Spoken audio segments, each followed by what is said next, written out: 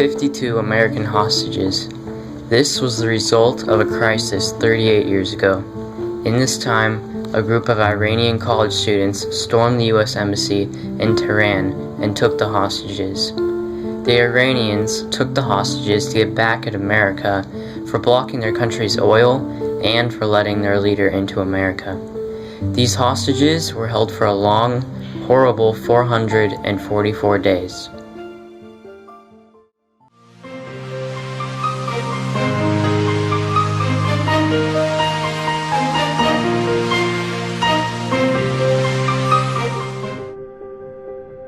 Long before the Iran hostage crisis started, the relationship between the United States and Iran was already falling apart. What finally tipped the scale was the inclusion of a new leader in Iran. The United States received most of their oil from Iran, but Iran started to decrease the amount of oil that they supplied to them, which angered the U.S. To solve this growing problem, the United States decided to change Iran's leader to one that would suit their needs. In 1953, the U.S. replaced Iran's leader with a man that would help the U.S., called Shah Mohammad Reza Pahlavi. The Shah was connected to the United States, which meant the U.S. had minor power over the Shah, and therefore power over Iran. This did not go well with the Iranians, who were already not happy with the U.S. After having been tired of their controlled lives, 26 years later, the Iranians rebelled. This rebellion was the Iranian students storming the U.S. Embassy and taking over 50 hostages. This was their way of the Iranian students standing up to the United States. This is the beginning of the Iran hostage crisis that would last over a year.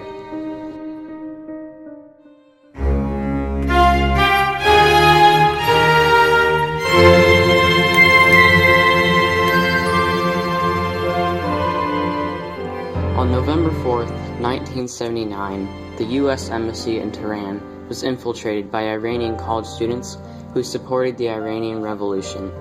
These students took over 50 American diplomats and citizens as hostages. The female hostages were released, but they kept the male hostages. The hostages were treated poorly and rarely got to socialize with each other. Some hostages were paraded around while Iranian citizens yelled, "Yankee, go home." This picture tells it all. This flag was apparently taken from someone's office inside the United States Embassy. It was burned Tuesday evening outside the embassy's gates. To the Iranian demonstrators who set fire to it, this was a symbol of victory.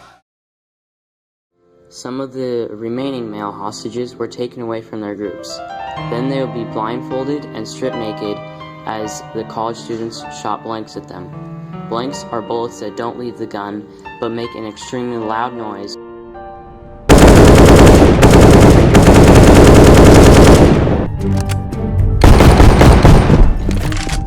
which would terrify the hostages.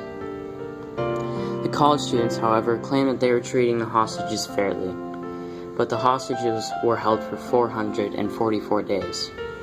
The college students had many reasons and motivations for the crisis. One example was because they wanted their Shah out of America. The Iran hostage crisis was the Iranians' way of declaring that they wanted the U.S.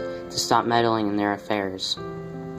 The U.S. was infuriated by the Iranians and made an attempt to rescue the hostages. The rescue plan, known as Operation Eagle Claw, was aborted due to only 5 out of the 8 helicopters sent there in operational condition. As the U.S. force prepared to leave, one of the helicopters crashed into a transport aircraft, killing 8 servicemen. However, there was a successful rescue when the CIA and Canadian effort got 6 American diplomats free on January 27th of 1980. The rest of the hostages were freed when Ronald Reagan took office as president on January 20th, 1981.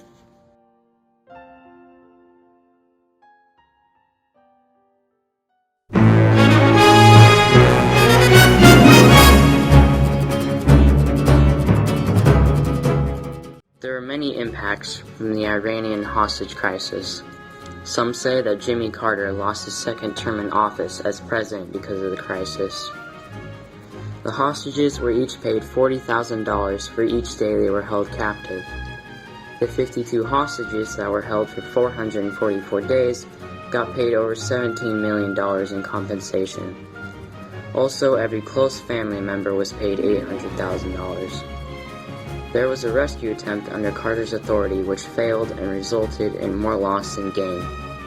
8 servicemen died before the rescue was attempted. Thus began a crisis that may now be seen as one of the crucial events in modern history for both the United States and the Middle East. Because the U.S. was busy with the Iran hostage crisis, the Soviet Union was able to take advantage of the U.S. being distracted and made massive progress in the atomic bomb for the Cold War. The Iran hostage crisis hurt relations between the U.S. and Iran for years to come. The U.S. had a shortage of oil products during the Iran hostage crisis due to the fact that Iran was one of the biggest suppliers of oil at the time.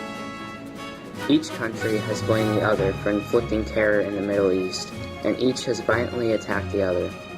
Because the invasion of our embassy violated every law of God and man, it naturally outraged Americans.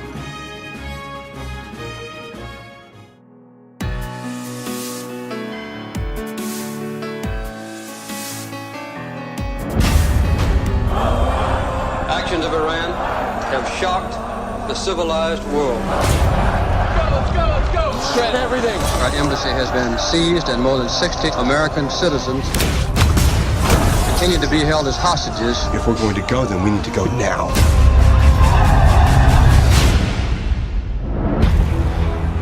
What happened? 6 of the hostages went out a back exit. Where are they? The Canadian ambassador's house. You got Revolutionary Guards going door to door. These people die. They die badly. White House? Who wants the 6 of them out? They're getting a visitor. You gotten people out this way before? No. You're asking us to trust you with our lives. This is what I do, and I've never left anyone behind. I know who they are, and they know they're hiding out. It's over, Tony. They stay here, they will be taken. Probably not alive. We're responsible for these people. I'm responsible.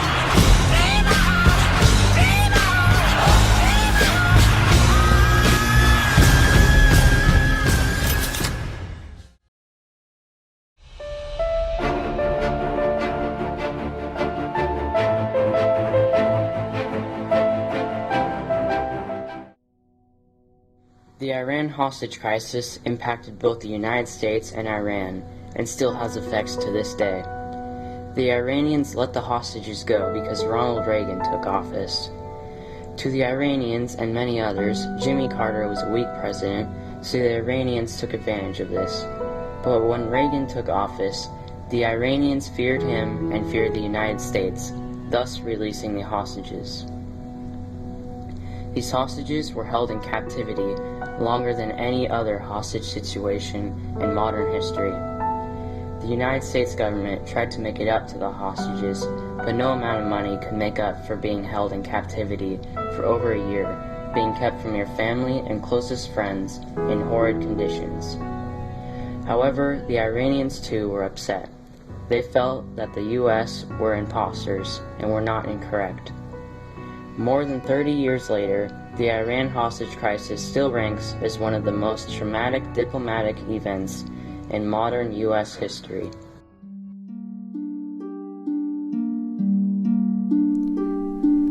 Just wait, the whitey may roam. Always a hero comes home.